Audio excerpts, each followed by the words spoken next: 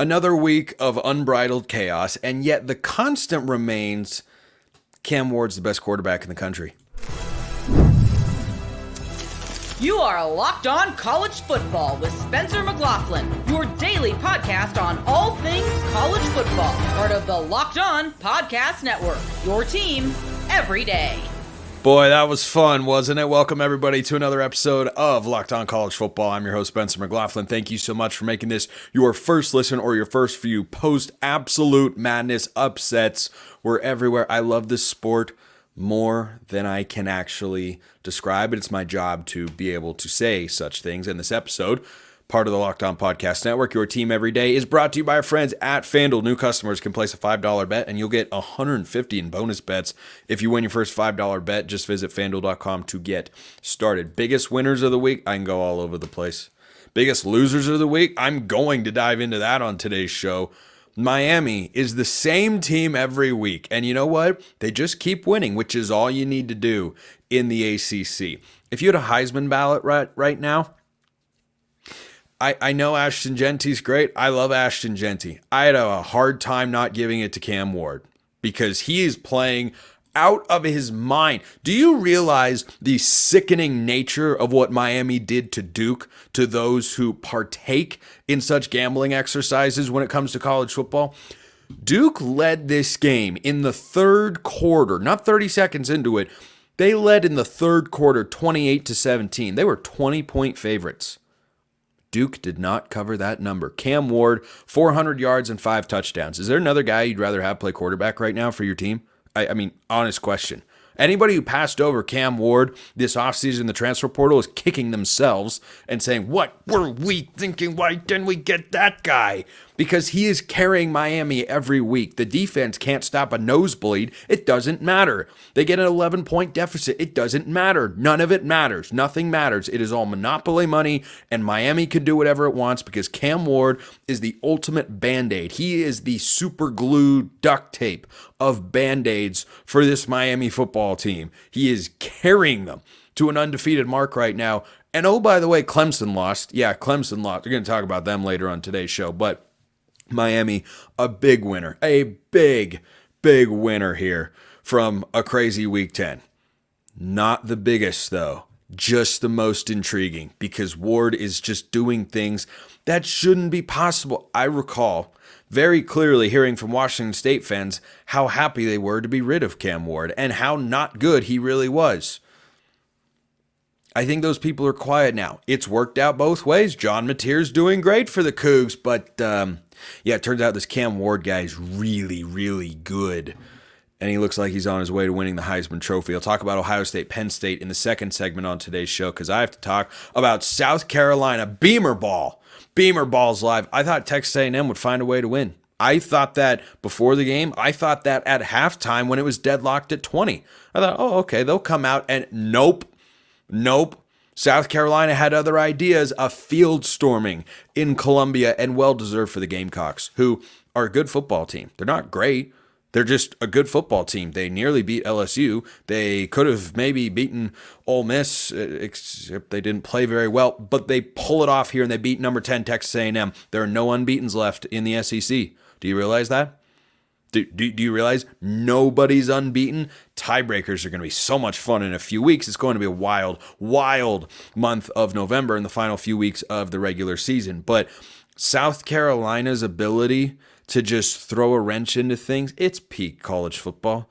South Carolina is not going to make the conference championship game. South Carolina is not going to make the college football playoff. They'll make a bowl game and that's it, and they'll just go on their way knowing we have done our part to cause absolute chaos in this beautiful, wonderful sport. So South Carolina, I mean, a huge winner. And Texas A&M, look, it's not a good feeling. Like, This is a lean-lose feeling for me when assessing how the Texas A&M fans should feel following this particular loss. For those that are new around here, there are 5 moods you can get. It's kind of a 1 to 5 scale. Lean-lose, outright lose, lean win, outright win, no vibe. This is a lean-lose for Texas A&M. Season's not over. You still have a lot of things in front of you, including a potential berth in the ACC Championship game and a showdown with Texas in the last week of the regular season. So it's not all a disaster.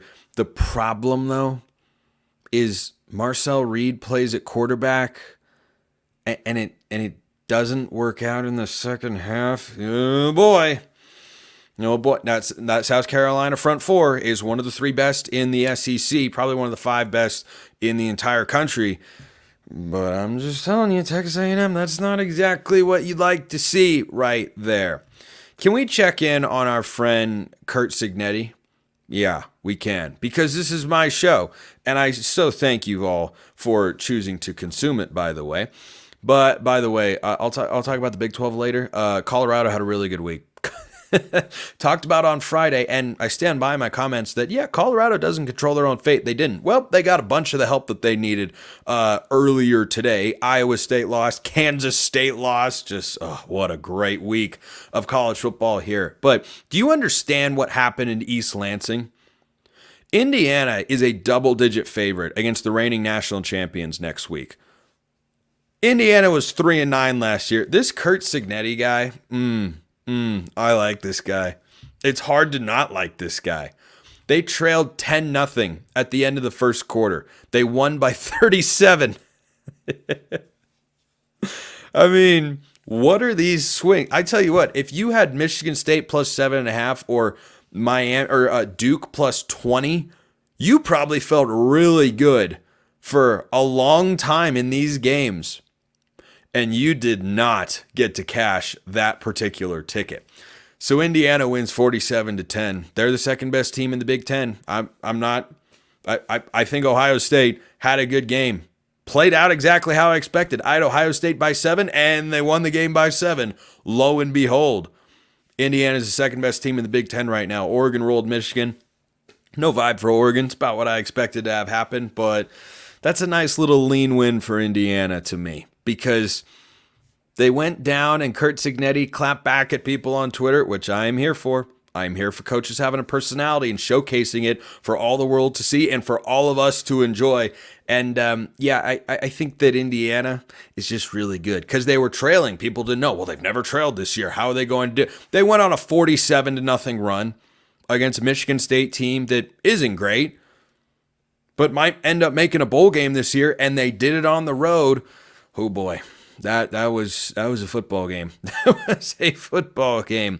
Tennessee can't score in the first half, but they scored in the second half at the very least. Georgia, what's going on with Georgia? I mean, you talk about a lean lose of a victory. No vibe for Florida, by the way, because at some point, Billy Napier is looking to have that signature win beyond just, we played well at Tennessee. We played well at Georgia. Well, missed opportunity here. They picked off Carson Beck 3 times, couldn't find a way to win the football game.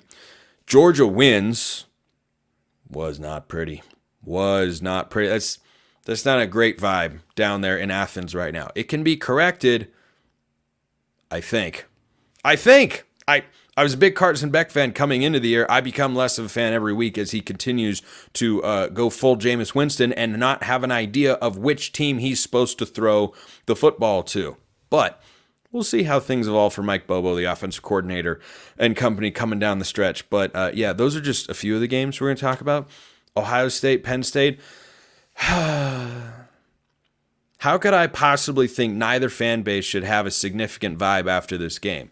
I'll tell you why coming up next. After I tell you about 5 Hour Energy. So, I had a long football road trip with Southern Utah football. For those who don't know, I do play-by-play for the Thunderbirds. We were at Abilene, then I come back home, couple-hour flight. There were bus drives, there's traveling and all that whatnot.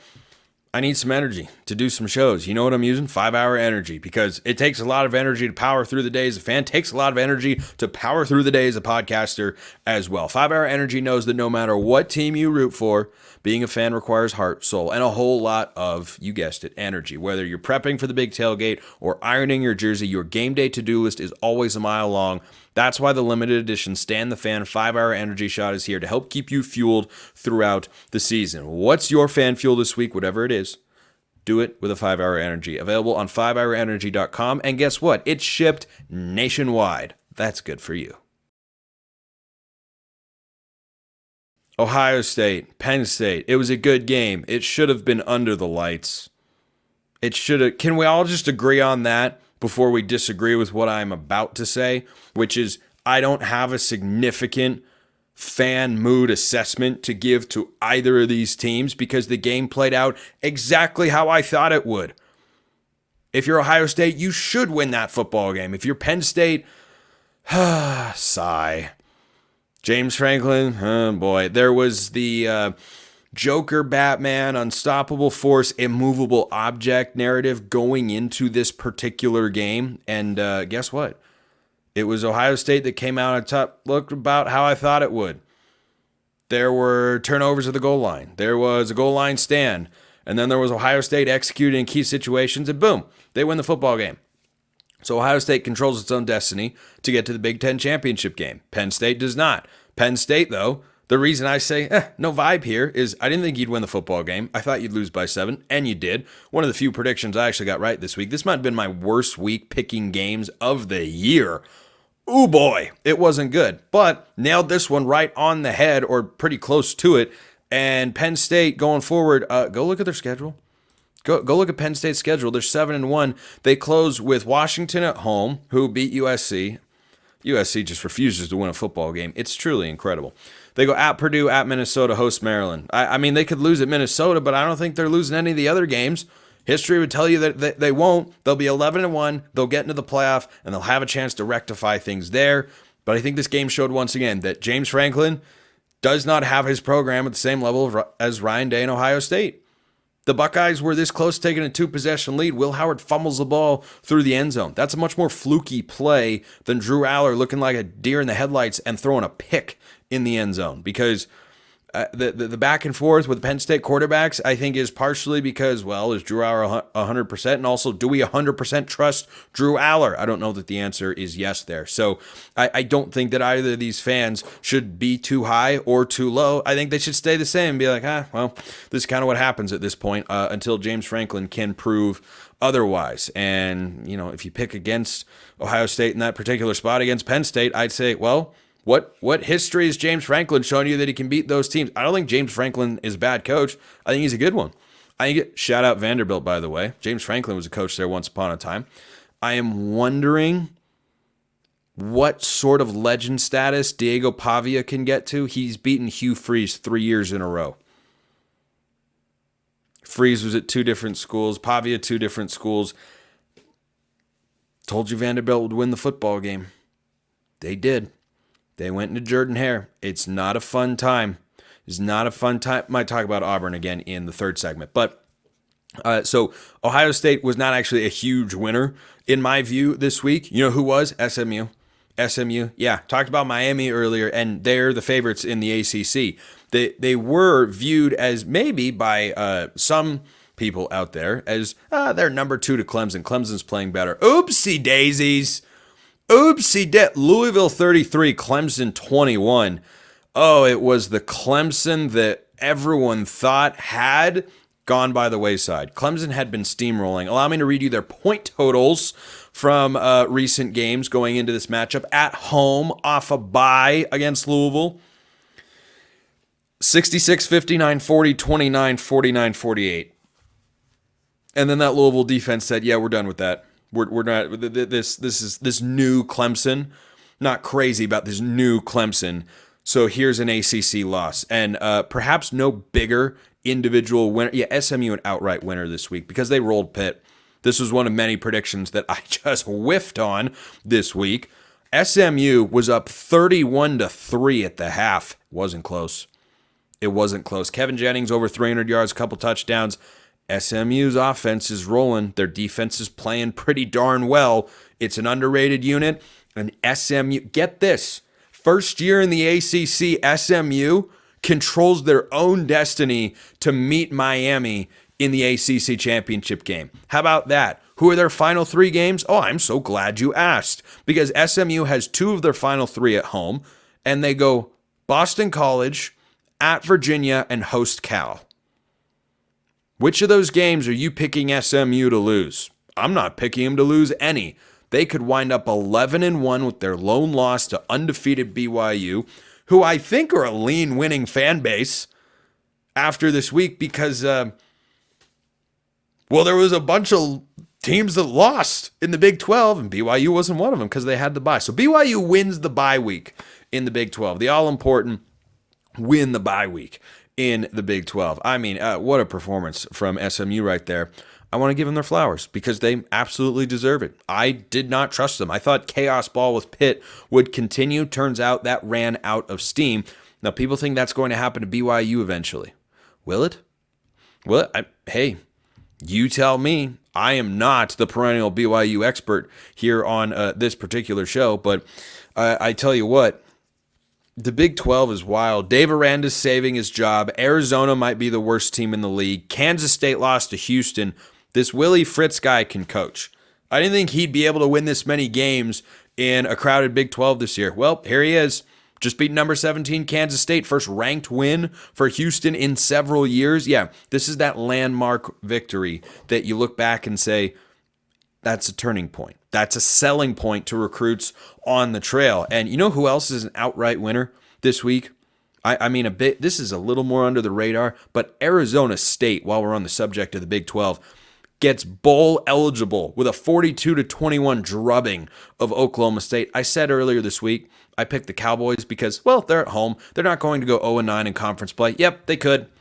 They could go 0-9 in conference play. They've got TCU, Texas Tech, and Colorado. 2 of those 3 games are on the road. Left, they could go 0-9 in Big 12 play. Tough times there in Stillwater. But tougher times still sort of in Manhattan where Kansas State, yeah, that's an outright lose there for the Kansas State fans. I go lean lose, though, for Iowa State. Crushing defeat. Texas Tech, very streaky. They have Colorado next week in what is going to be the biggest game of Deion Sanders' tenure. But Iowa State has suffered their first loss of the year. Kansas State has suffered their second. SpaghettiOs. Suddenly you're rooting for a Colorado loss and more Iowa State losses, or Kansas State won't be in the Big 12 championship game. And as a result, they will not be in the college football playoff because they lost to Houston, rebuilding Houston. They had a 19-10 lead in the fourth quarter, gave up 2 touchdowns, and the offense went kaput in quarter number 4. So that's a tough place for Kansas State to be right now. Somehow it's tougher in Tucson. It's not going well. You know, a question I asked about Brent Brennan coming into this year was, is he good enough as a coach? I know that he won at San Jose State more than people usually do, but now you're going into a much tougher coaching league. Doesn't look good. In fact, it looks pretty bad. But I'm supposed to be talking about the biggest winners this week. Texas Tech, look, whatever slim hopes you have of the Big 12 championship game are alive for the Red Raiders after going into Ames and knocking off number 11 Iowa State. They're going to be thinking about that TCU game. They're going to be thinking about that TCU game for a while because they lost the game by a point. Should have had it, 17-point second-half lead. If they didn't, Texas Tech would be controlling their own destiny to get to the Big 12 championship game. That's just an outright fact. And instead, they're just a little bit short. It feels way too classic Texas Tech. But that's where we're at. But a really good outcome, and the Red Raiders get to enjoy this one. They host Colorado next week. That's going to be a really, really fun football game. I'm not giving a vibe assessment. No vibe for Tennessee. Bouncing around the top 25 here.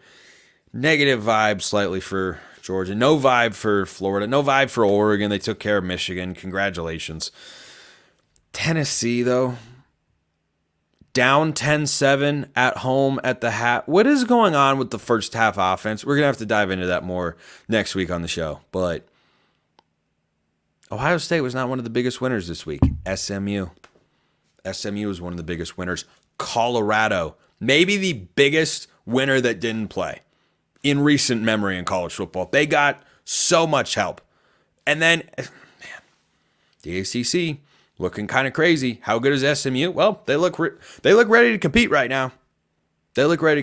All right. Even though I kind of drifted there at the end of that segment, enough of this positivity. Teams had bad weeks. Horrible, no good, very bad. USC did it again. Oh, goodness. Lincoln Riley, let's have a talk. Is it as bad as it feels? Yes and no in Los Angeles. That's coming up next. First, a reminder, this episode brought to you by FanDuel, America's #1 sportsbook. Right now, new customers can bet $5 and get $150 in bonus bets if you win. The FanDuel Sportsbook app gives you everything you need to place live bets on the NFL all in one place. So that's pretty fantastic. So when you get a hunch in the middle of the game, you can check out the latest stats, view live play-by-play, and so much more on the same page where you're placing your bets. Do you want to bet college football? Did you fade my picks this week? If so, depending on which picks you went for, you might have made a good deal of cash. But if you don't want to do that, you can get started with $150 in bonus bets if you win your first $5 bet all over at FanDuel.com. Never waste a hunch. Make every moment more with FanDuel, an official sportsbook partner of the NFL. How did USC do this again? Again? Really? I mean, I know it wasn't a big fourth quarter lead. It was still a fourth quarter lead. Here's the concerning thing for USC. They have lost these fourth quarter leads because the offense couldn't perform in a crucial situation. They've lost fourth quarter leads because the defense couldn't perform in crucial situations. That's highly concerning. It was just one side of the ball, but now it's both sides of the ball in these key situations. They're just not ready. They're just not ready to be a winning football team. They're capable, but they are not prepared fully on game day to go out and win when it matters most, and that's in the fourth quarter. So here's the interesting dichotomy here for USC. I was high on the Trojans coming into this year because I felt, well, they've made the defensive staff adjustments and they've got some solid personnel. They should be better on that side of the ball. Well, that was the first assumption I made. That one, by the way, absolutely correct. USC's defense this year, much better than last year. Much better than last year. I'd be remiss, by the way, if I didn't shout out another outright winner this week of total surprise. UCLA beats Nebraska on the road. Deshaun Foster is figuring things out. They're figuring things out. Nebraska, outright loser. That's tough. Nebraska. Oh, man, Nebraska. Almost. So close. So very close, much like USC. But USC so far this season has been better defensively. So that was one assumption, and that assumption's correct. So if you told me that before the year, I would have thought, yeah, so USC is, at least an 8 or 9 win team, maybe even a 10-win team. Here is the problem. Their offense is not as good. 21 points on the road against a Washington team that is in a complete reset of a year. Good defensive staff, but you have Lincoln Riley in year 3. That system's supposed to be far more established than what Washington has on their side. That system's supposed to be a fine-tuned machine. It has shown glimpses this year, but it hasn't been consistent, hasn't been steady. And I don't know that Miller Moss is the problem primarily, but he is also not the immediate solution for this USC offense. And that reflects poorly on the head coach, and it should. It really, really should. So they just continue to find ways to lose. They have lost 27-24, 24-17, 33-30, 29-28, and now 26-21. Speaking of one-possession losses, oh, look, USC plays Nebraska next week. Do you realize how hilarious of a game that is from an outside college football standpoint? USC and Nebraska are putting on a clinic, should have their own hugely popular YouTube channel on how to lose one-possession football games. Nebraska did it again at home. Those poor fans are just sitting there and taking it over and over and over again. And Matt Rule gave a great speech last week. Hooray! Everything looks great. You lost to UCLA. I don't care if UCLA's been playing better. It's not a good football team. Nebraska is not a great football team, but they should at least be capable of being good. They lost close at Ohio State last week, and then they lose to UCLA. So they lost 31-24 to Illinois, 14-7 against Rutgers. They actually got a win that time, but they lose the last 2 games by 1 possession. Again, they go on the road next week. They go on the road next week. Dylan Raiola's status is up in the air. That's not a great thing. That's not a great thing for Nebraska. So those a couple of the biggest losers of the week. And speaking of that, Clemson, what are you doing? I mean, Clemson was back. Clemson was Pitt, by the way, definitely an outright loser, speaking of the ACC, because they got housed. They got blown out. They got exposed. The defense wasn't able to pass the snuff test. I believed in them. So did the College Game Day crew in some respects, and it wasn't good. SMU is just a better football team. Turns out Rhett Lashley can coach.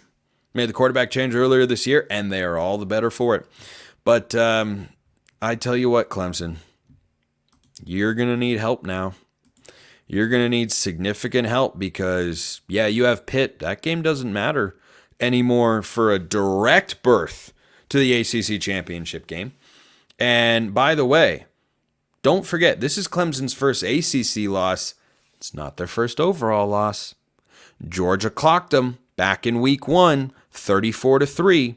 Now you lose by 12 at home to Louisville? The Cardinals just walked onto your home field and shut you down. You still have to play South Carolina, who we know is a good football team. They have to go at Virginia Tech. There's another letdown team. The ACC is just full of a bunch of letdown teams all over the place. Florida State. Oh, my gosh. I've never seen a preseason top 10 team go 1-11, but they're going to do it. And that lone win is against Cal and Justin Wilcox. That is all too classic. Just across the board. Last time there was a 1-11 team in Cal's conference, they were the only win. That's just how generous they are in Berkeley, truly. But Clemson still has the Citadel on the schedule. Don't ask me to explain that one. The ACC SEC cupcakes need to go away, but they've got at Virginia Tech, at Pitt before they host the Citadel in South Carolina. Let me ask you this. Does 10-2 Clemson, with a 34-3 loss against Georgia on the road, neutral site, whatever, it was a road game, and a 12-point home loss to unranked Louisville, is that getting into the playoff? I don't see how it can. That is an outright lose week. That is down in the dumps for Clemson fans this week. That is hanging your head. Oh, we were back. We were there. We were the Clemson of old. Nope, you're still a modified version of this new Clemson, which is better than 2 years ago Clemson. It's just not what it used to be. So you can relive the glory days as often as you'd like. They weren't even that long ago. So you probably have a decent chance to enjoy them. But is Clemson back to being what it once was? Yeah, it's closer, let's say. It's closer, but it's not all the way there. Louisville's a solid team. But Clemson at home off a bye, losing the game by 2 possessions, completely unacceptable. That is a bad loss for the Tigers. Bad loss. Bad dog. Or Tiger in this particular instance. I did want to touch just very briefly on Ole Miss, who went into Fayetteville and trounced Arkansas. Ole Miss, with their remaining schedule, they host Georgia this week. They'll be playing for their playoff lives. I think. I think. I don't know. I just think. Big day on Tuesday. First ever 12-team playoff rankings. It is consequential, will have ramifications that go beyond just one particular day. It'll set the standard for how the committee will view things like a 2 or 3 loss SEC team compared to 1 loss ACC or Big 12 or 3 loss versus, all of those fun things that we don't know just yet. Just wait and see. Wait and see what the committee does with Ole Miss. Where do they put Ole Miss going into the game against Georgia? Because if Ole Miss were to win, they're at home, by the way, the Rebels are in Oxford, then both teams would have 2 losses. And then if Georgia wins the rest of their games, which they're capable of doing, those teams both getting in at 10-2 probably pushes somebody out. Clemson, though, falling out of fit. Curious to see what happens with Clemson in the rankings. Clemson and Ole Miss, 2 of the most interesting playoff ranking teams I'm intrigued to see come Tuesday.